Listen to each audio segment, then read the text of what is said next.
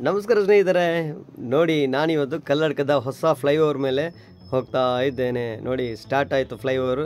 ನರಹರಿ ಪರ್ವತದ ಹತ್ತಿರದಿಂದ ಸ್ಟಾರ್ಟ್ ಆಗುತ್ತೆ. ಇವಾಗ ಅದರದ್ದೊಂದು ಸುಂದರ ನೋಟ ನಿಮಗಾಗಿ ನಾನು ಮತ್ತು ದೀಕ್ಷಿತ್ ಕಿನ್ನಾಜೆ ಇವರ ಕಾರಲ್ಲಿ ಹೋಗ್ತಾ ಇದ್ದೀನಿ. ಇದು ಎರಡನೇ ಬಾರಿ ಬರ್ತಾ ಇರೋದು. ಮೊದಲನೇ ಬಾರಿ ನನಗೆ ವೀಡಿಯೋ ಮಾಡಲಿಕ್ಕೆ ಆಗಲಿಲ್ಲ, ಮಳೆ ಇದ್ದ ಕಾರಣ. ಸೊ ಇವತ್ತು ಸೆಕೆಂಡ್ ಟೈಮ್, ಎರಡನೇ ಬಾರಿ ಹೋಗ್ತಾ ಇದ್ದೇವೆ. ನೋಡಿ ಆ್ಯಕ್ಚುಲಿ ಇವತ್ತು ನಾವು ಫ್ಲೈಓವರ್ ನೋಡಬೇಕಂತಲೇ ಬಂದ್ವಿ.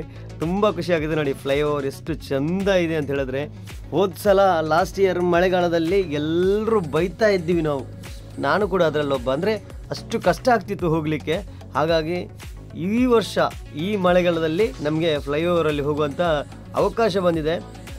ಫ್ಲೈಓವರ್ ಅಡಿಗಡೆಯಿಂದ ನೋಡುವಾಗ ಏನಪ್ಪ ಇದು ಆಕಾಶ ನೋಡಿದಂಗೆ ಆಗ್ತಿತ್ತು, ಅಷ್ಟು ಎತ್ತರದಲ್ಲಿತ್ತು. ಆದರೆ ಈಗ ಫ್ಲೈಓವರಲ್ಲಿ ಹೋಗುವಾಗ ಫ್ಲೈಓವರಲ್ಲೇ ಹಾರಾಡ್ಕೊಂಡು ಹೋದಂಗೆ ಆಗ್ತಾ ಇದೆ, ಆಕಾಶದಲ್ಲಿ ತೇಲಾಡ್ಕೊಂಡು ಹೋದಂಗೆ ಇದೆ. ತುಂಬ ಅದ್ಭುತವಾಗಿ ಮಾಡಿದ್ದಾರೆ. ಒಂದು ಸೈಡ್ ಮಾತ್ರ ಕೊಟ್ಟಿದ್ದಾರೆ, ಇನ್ನೊಂದು ಸೈಡ್ ಕೊಡಲಿಲ್ಲ. ಸೊ ಎಲ್ಲ ಡ್ರೈವರ್ಸು ಇನ್ನು ಮುಂದೆ ಜಾಗೃತಿಯಾಗಿ ಗಾಡಿ ಓಡಿಸಿ, ಸೀದಾ ಹೋಗ್ಬೋದು ಅಂತೇಳಿ. ಜಾಸ್ತಿ ಸ್ಪೀಡಲ್ಲಿ ಹೋಗೋದಲ್ಲ, ಆರಾಮಾಗಿ ಹೋಗಿ. ಒಳ್ಳೆಯ ಒಂದು ರೋಡ್ ಮಾಡಿಕೊಟ್ಟಿದ್ದಾರೆ. ಕರ್ನಾಟಕದಲ್ಲೇ ಇಂಥ ಒಂದು ಅದ್ಭುತವಾದ ಫ್ಲೈಓವರ್ ಸಿದ್ಧವಾಗಿದೆ. ಇನ್ನೇನು ಎಲ್ಲ ಕಡೆ ಓಡಾಡುವಂಥ ಅವಕಾಶ ಆಗ್ಬೋದು. ಸೊ ತುಂಬ ಚೆನ್ನಾಗಿದೆ, ತುಂಬಾ ಖುಷಿ ಕೂಡ ಆಯಿತು. Thank you so much. ಯಾರೆಲ್ಲ ಇದಕ್ಕೋಸ್ಕರ ಬೆವರು ಸುರಿಸಿದ್ದಾರೆ, ಕಷ್ಟಪಟ್ಟಿದ್ದಾರೆ, ಅವ್ರಿಗೆಲ್ರಿಗೂ ಒಂದು ಥ್ಯಾಂಕ್ ಯು ನನ್ನ ಕಡೆಯಿಂದ. ಹಾಗೆ ತುಂಬಾ ಖುಷಿಯಾಗುತ್ತೆ ನಿಜವಾಗ್ಲೂ.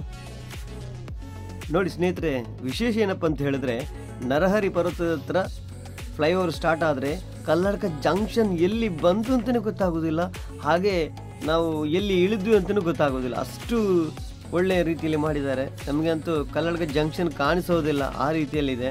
ಹೇಗಪ್ಪ ಕಲ್ಲಡ್ಕ ಜಂಕ್ಷನ್ ಪಾಸ್ ಆಯಿತು, ಹೊಸೊಬ್ಬರಿಗೆ ಅದು ನಿಜವಾಗ್ಲೂ ಗೊತ್ತೇ ಆಗಲಿಕ್ಕಿಲ್ಲ.